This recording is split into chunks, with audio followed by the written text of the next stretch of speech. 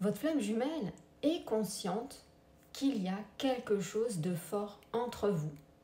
Ça, il l'a conscientisé quand vous avez parlé avec lui, quand vous avez échangé. Il a vu qu'il y avait quelque chose de différent, que vous étiez différente par rapport aux autres personnes.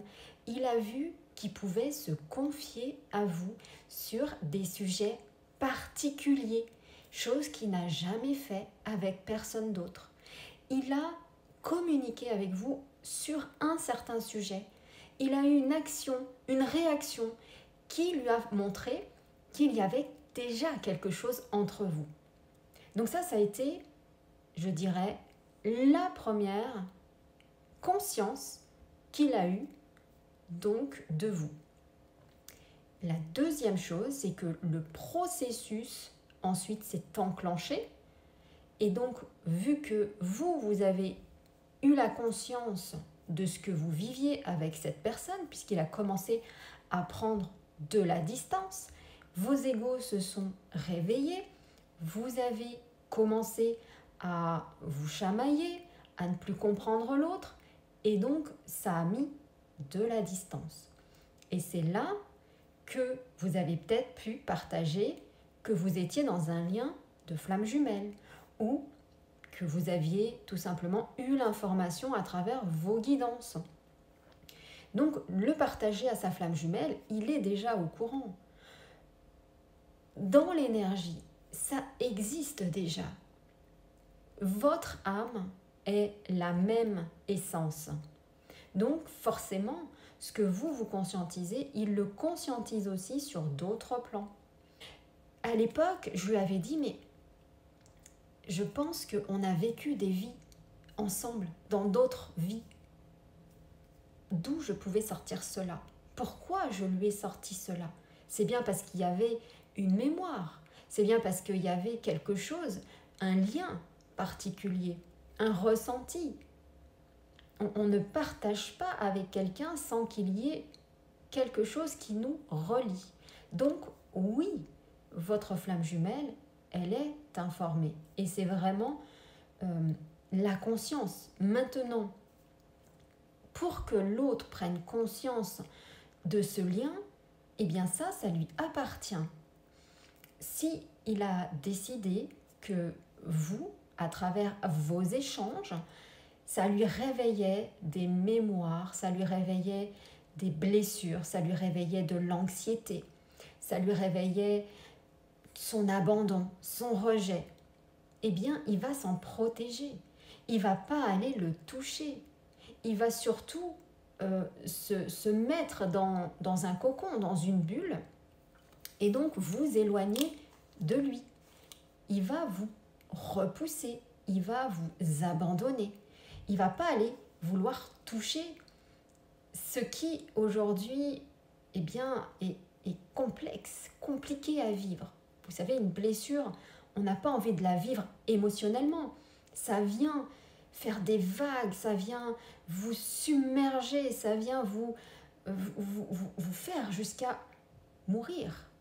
On meurt de peur. Vous voyez ce que je veux dire? Donc, il ne va pas du tout aller là-dedans. Donc, c'est pour ça que c'est important aussi eh bien, de voir cet aspect-là où l'autre a aussi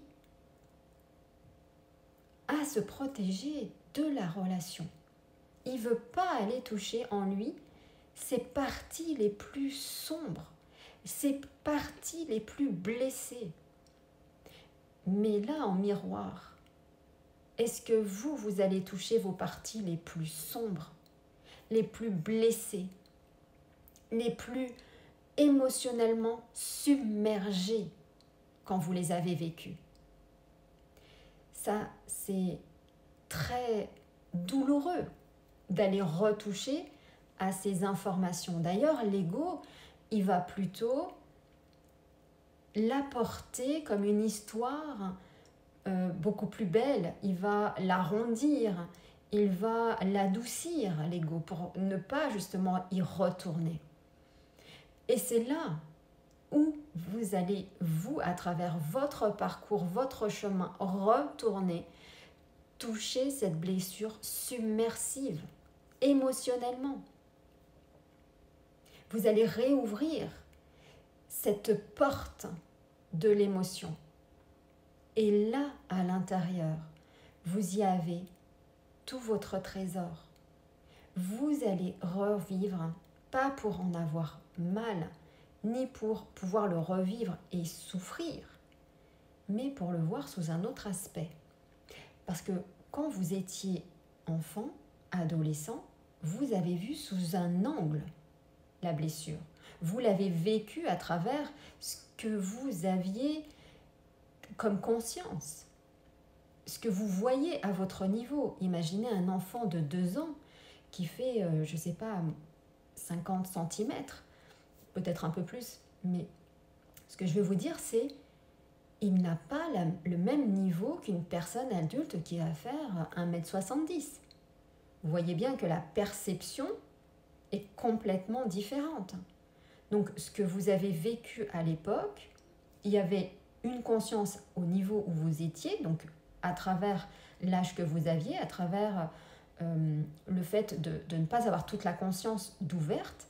Et aujourd'hui, vous avez beaucoup plus, on va dire, de conscience et d'ouverture d'esprit, de vision qui peut justement changer.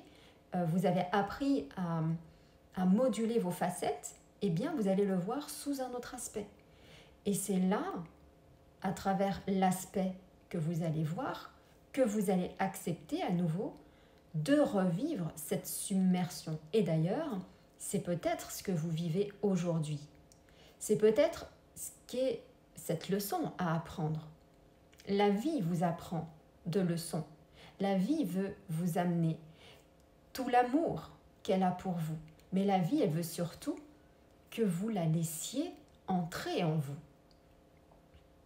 Et pour rentrer dans la vie, il faut accueillir ce qui se passe. Accueillir de revivre ces vagues émotionnelles sous différentes formes. Là, je suis en train de revivre une de mes plus grandes vagues émotionnelles. Mais pour en prendre conscience, eh bien, ça demande aussi d'avoir un avis extérieur, une aide, pour voir justement ce que vous n'arrivez pas à voir, ce que le mental, ce que l'ego vous cache, ce qu'il ne veut pas vous faire réouvrir pour éviter de retourner dans cet état émotionnel submersif. Mais quand vous la voyez, cette blessure, vous la voyez parce qu'elle est dans la matière, vous la vivez. Et c'est là où vous avez plus de conscience, de l'accueil, et que vous vous dites qu'il y a de la sécurité de partout. Vous avez été en sécurité. Cette vague, cet amour, vous êtes encore en vie. Vous l'avez traversé.